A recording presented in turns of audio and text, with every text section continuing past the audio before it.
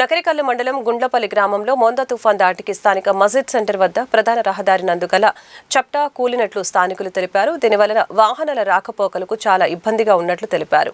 School బస్సులు మరియు రైతులు పొలాలకు వెళ్లేందుకు గడ్డి మోపులు తెచ్చుకునేందుకు అవస్థలు పడుతున్నట్లు గ్రామ ప్రజలు తెలియజేశారు. కనుక సంబంధిత అధికారులు తక్షణమే చప్టా మరమ్మతులు చేసి వాహనాల రాకపోకలకి ఇబ్బందులు లేకుండా చూడాలని ప్రజలు కోరుతున్నారు. ఇది గుండ్లపల్లి నగరకల్లు మండలం. ఈడ పాపలంగా ఉంది, బ్రిడ్జి పగిలిపోయి ఉంది. మాకు బస్సులు పోవాలన్నా సైకిల్ కూడా నిన్న పిల్లోళ్ళు పడ్డారు రాత్రి.